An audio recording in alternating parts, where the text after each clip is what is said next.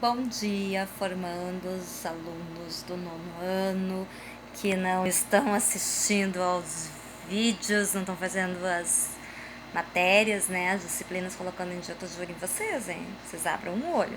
A hora que eu vou entrar em contato com a Patrícia, eu vou pegar o contato das outras mães tudo, tá? E o negócio vai piar pro lado de vocês, ok? Então tá, tem que fazer as atividades. Hoje eu estou acompanhada do meu sapo, tá? Hoje eu não estou de ursinho. Esse aqui é o meu sapo, que me acompanha há muitos anos, que meu marido me deu de presente, tá escrito Te amo. E eu durmo com ele todas as noites e sinto muita falta dele quando eu vou viajar, porque daí, claro, né, eu tenho vergonha de sair carregando um sapo na rua. E aí eu deixo ele em casa, mas é bem complicado, né? Eu sinto realmente falta de dormir com esse sapo, né? Então, mais uma descoberta de você sobre a professora de Pessoal, bom, continuando a aula de hoje sobre a Primeira Guerra Mundial. Eu passei um vídeo com algumas informações. Eu não passei todas, eu passei o início, a questão imperialista, por que começou. E agora eu vou dar seguimento a algumas coisas que aconteceram durante os anos da guerra, que é a continuação do conteúdo que vocês vão receber amanhã na aula de vocês, né, quando chegar. Então, 7h30 da manhã vai pim, vai apitar, vai estar lá essa videoaula dessa professora maravilhosa que vos fala e da atividade, né, do conteúdo para vocês copiarem. Ok, meus queridos? Bom, pessoal, então a gente tem algumas coisas nas fases da guerra, tá? E isso é muito importante a gente falar. Eu espero que todos vocês tenham feito a atividade que a gente conversou. Eu solicitei para vocês olharem um filme, dei até alguma sugestão de 3 filmes, mas vocês podiam escolher outros, né? Eu sugeri Cavalo de Guerra, eu sugeri Flyboys e eu sugeri 1917. Então, para alguns alunos, né, que têm acesso, manja de internet, já consegue olhar 1917. Para vocês olharem e fazerem um resumo sobre a Primeira Guerra, que é muito interessante. Por quê? Porque nos filmes vocês conseguem ter uma visão de tecnologias, de formas de combate, guerra de trincheiras, né? A questão tecnológica, Flyboys. O que é Flyboys? É um filme onde, né, a gente vai ter soldados dos Estados Unidos indo ajudar então os soldados franceses e ingleses, né, então na guerra, e eles vão combater então no ar, no céu contra os alemães. Né? Então é importante vocês visualizarem, vocês entenderem esse contexto, quão diferente é da situação atual que a gente vive hoje em dia.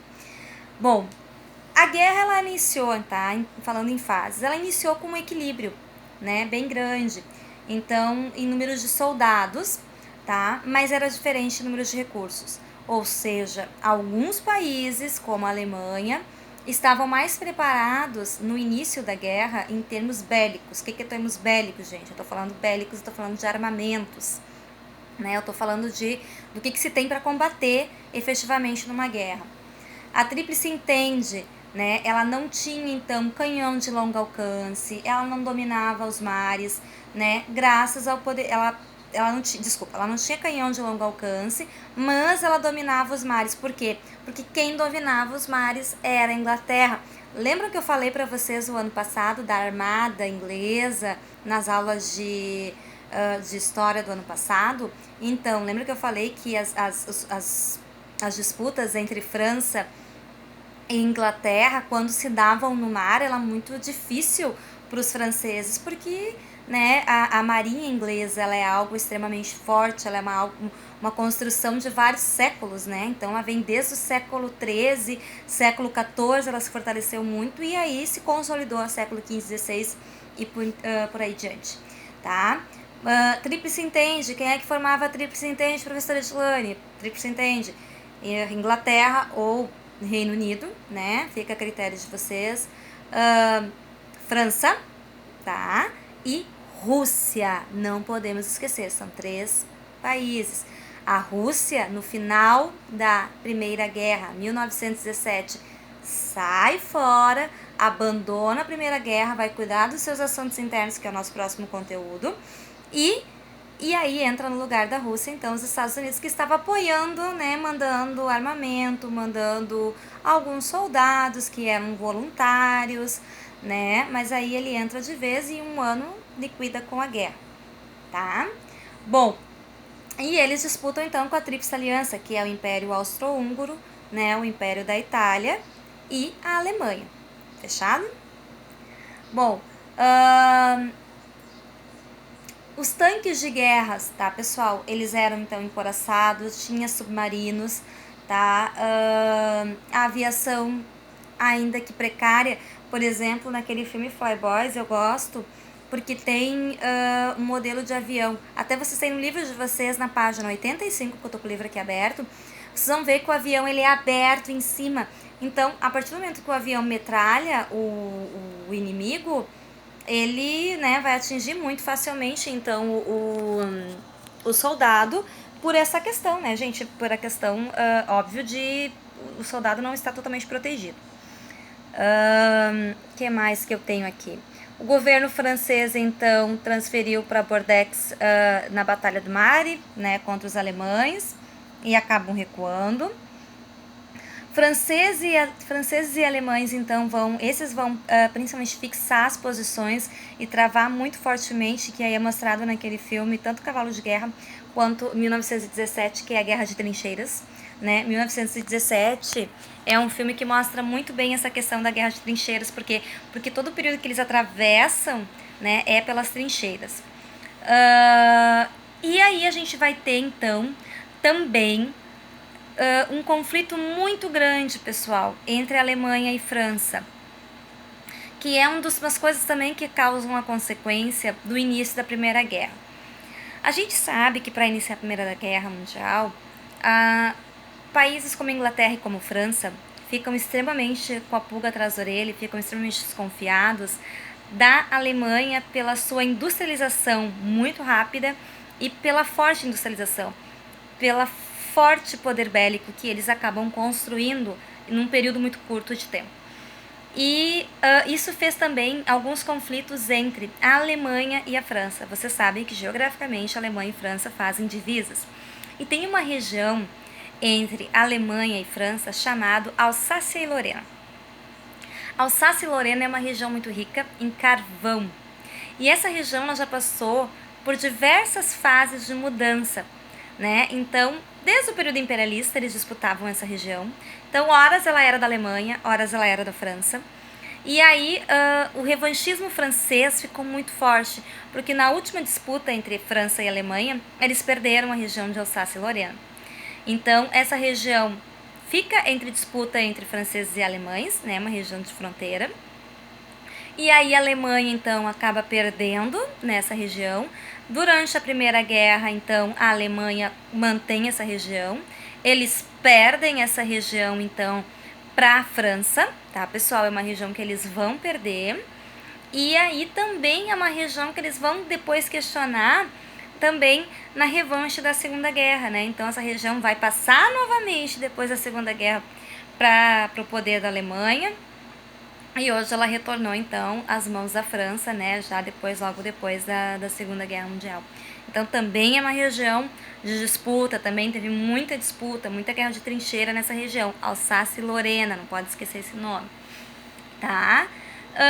E, então, pessoal, por último, né, que eu já tinha falado, a entrada em 1917 dos Estados Unidos, então, no combate da guerra. Vocês sabem que os Estados Unidos, ele até 1917, ele é um país aonde ele está tentando ascender, né, economicamente, politicamente, e ele entra na Primeira Guerra como devedor e ele sai da Primeira Guerra como credor, ou seja, são os bancos estadunidenses que vão abrir crédito para países europeus se reconstruir após, então, a Primeira Guerra Mundial, beleza?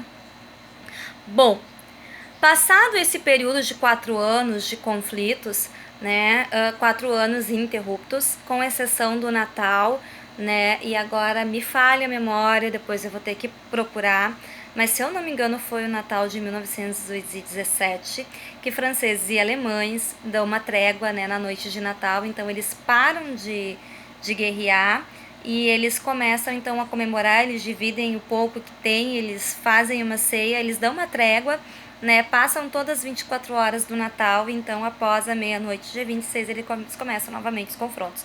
Então a gente tem muitos relatos disso, né, muitas cartas de soldados enviados às suas amadas, enviados aos seus pais, às suas famílias, contando então, pessoal, sobre a vivência, né, dentro das trincheiras, a vivência com os seus inimigos, né, os dias sombrios. Era muito horrível viver dentro de uma trincheira. Vocês sabem que dentro de uma trincheira então é úmido porque chovia, molhava, muitos ratos entre aquelas passagens, né, a própria questão biológica, a necessidade biológica do ser humano. Então vamos pensar número 1, número 2, tinha que ser feito ali. Muita doença compartilhada, né? A gente está em período de confinamento agora, a gente sabe o quão é importante a questão de higiene. Vocês imaginem zero higiene, vocês imaginem quantas doenças respiratórias e dentre outras eram passadas, né, vivendo naquela situação bem precária. Bom, pessoal, consequência, o que a gente tem de consequência a partir da Primeira Guerra? Bom, a primeira delas modificou totalmente o mapa mundial. A gente tem um mapa mundial de um jeito na Primeira Guerra e a gente modifica então o mapa europeu. Lembram da questão da Alsácia e Lorena? Era uma região que estava, antes da Primeira Guerra, por exemplo, pertencente à Alemanha. A gente tinha a Turquia como Império da Turquia. Quando terminar a Primeira Guerra, Alsácia e Lorena redesenham o mapa, Alsácia e Lorena retorna para a França, a Turquia diminui o território, a Turquia então passa a ser somente Turquia, não é mais Império.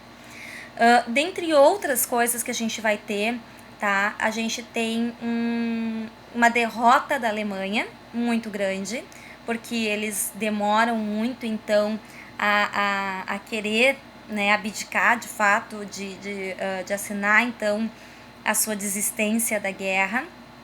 Eles vão fazer isso quando se proclama então a República de Weimar, né, em 1918, e aí eles vão então assinar o Tratado de Versalhes.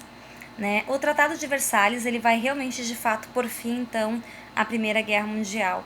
E aí o que acontece? Ele é assinado em 1919 e com a assinatura do Tratado de Versalhes, pessoal, a Alemanha ela fica responsabilizada pela Primeira Guerra Mundial. Ela tem que pagar os custos dos países envolvidos e os gastos dos países envolvidos na Primeira Guerra Mundial. Ela sai, então, extremamente danificada financeiramente e ela sai extremamente abalada por perder territórios, por perder influência, por se sentir negligenciada com todo o custo da guerra. E tudo isso, gente, vai ser um estopim, tá, para o Adolf Hitler, então, conclamar o povo alemão em 1939, então, a dar início à Segunda Guerra. A Segunda Guerra Mundial, ela é uma consequência da Primeira Guerra Mundial, tá? O povo alemão, ele vai trazer muito firmemente essa questão da revanche alemã, né? Ou seja, nós alemães não podemos passar por essa humilhação que fomos obrigados a passar, né? Nós vamos, enfim, reconquistar tudo que nós perdemos e nós vamos ampliar o nosso território porque nós vamos dominar a Europa inteira. Então essa era a ideia da Alemanha, essa era a ideia do povo alemão. Ok, pessoal? Então a assinatura de Tratado de Versalhes ela vai automaticamente fazer então com que a Alemanha reconheça, né, esses erros, um reconhecimento claro, óbvio, que eles não queriam, né, mas acabaram tendo que concordando. E outra questão que a gente pode abordar nesse contexto é a criação da Liga das Nações, que vem a ser, depois da Segunda Guerra Mundial, a ONU, né? Então a Liga das Nações ela vai ser um ensaio para a ONU, para poder então a partir dali, né, os países votarem, serem membros e decidirem, né, questões de envolvimento de guerras ou não, porque até então aquela guerra, gente, ela foi algo extremamente devastador. Não se tinha conhecimento no continente de um movimento tão grande, tão intenso, que pudesse levar tantas vidas, ceifar tantas vidas assim, daquela forma como foi feita, tá?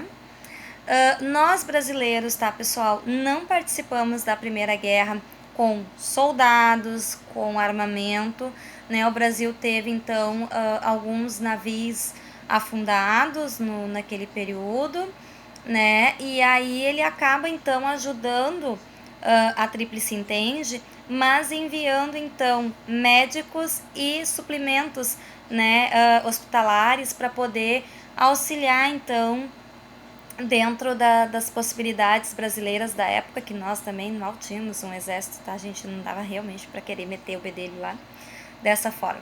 Então, mandaram médicos, enfermeiros, né, remédios, insumos, então, para auxiliar na questão da saúde dos europeus, tá? Auxiliando, então, do lado da Tríplice Entente, ou seja, contra a Alemanha, contra a Itália e contra a Áustria, tá? A Áustria também não, né, mas o Império Áustria, né, vai passar então a ser a Áustria, então ela também vai perder território no final da Primeira Guerra Mundial. E mais ou menos então é isso que a gente vai abordar, né, dentro do contexto da Primeira Guerra. Redesenha então mapas como o do Oriente Médio, vai mudar, né, enfim, não é só da Europa, né? Lembram que atingiu todo o continente da Europa, atingiu uma parte da Ásia e atingiu a África, então, a Primeira Guerra Mundial. Beleza? Atividades, o que vamos fazer, professora? Bom, gente, eu selecionei para vocês algumas atividades do livro referente à Primeira Guerra Mundial. Então, vocês vão fazer na página... Deixa eu chegar aqui, porque vocês têm aqui material da... Tem dois conteúdos no mesmo capítulo. Deixa eu chegar na parte do exercício. Ai, Jesus amado, olha a dificuldade da pessoa. Cheguei, achei. Na página 96, pessoal, vocês têm o exercício 1, tá? Então, ali tá dizendo sobre a Primeira Guerra Mundial, responda, né? Então, vocês têm A, B, C, D, vocês vão responder. O 2, as manifestações sociais de 1905 são consideradas embrião da Revolução Russa de 1917? Não vão fazer, né? Porque a gente vai trabalhar ainda a Revolução Russa. E os outros são sobre a Revolução Russa. Que saca... Por isso que eu não gosto desse livro, ó. Ele é bem arcaico. Vocês não vão poder fazer. Eu achei que ele estava envolvendo ali a Primeira Guerra, mas não. Então, meus amores, ele tem muito exercício sobre a Revolução Russa. Deixa eu ver. Não, tem o exercício 7. Tem o exercício 1. Deixa eu ver aqui. Tem o exercício 7. E só. Exercício 1 e exercício 7. Significa, queridos alunos, que eu vou ter que mandar uma listinha de exercícios para vocês, porque só isso aqui não vai bastar. Tá? Então, até aguardem o que eu vou escrever ali na plataforma, se realmente vai ser necessário fazer esses exercícios, senão eu vou mandar só os exercícios que eu vou enviar, e aí vocês vão copiar. Beleza? Então, boa aula para vocês, bons estudos, tá? Estudem, gente, a gente tá num período longo, não sabemos quando vamos voltar, né? Vocês têm uma oportunidade aí legal de tirar uma nota muito boa, né? Claro, eu não vou prejudicar aluno que não está conseguindo acessar. A gente sabe que, né, a aula EAD não é uma coisa abrangente para todo mundo, né? Ela acaba também sendo muito excludente. A gente tem alunos que não têm condições. A gente vai ter que resolver essa situação quando voltar, mas tem muito aluno que tem condições e vai deixando, né? Não vai negligenciando. Então vamos ter cuidado, tá, pessoal? Eu espero que logo a nossa vida retorne ao normal e a gente retorne para as aulas, porque eu já realmente estou bastante saudade de vocês, bastante saudade de dar aula para vocês, ter esse nosso contato, tá? Tchau, gurizada. Boa semana para vocês, bons estudos e continue sempre fazendo as atividades de vocês. Beijo, beijo, beijo.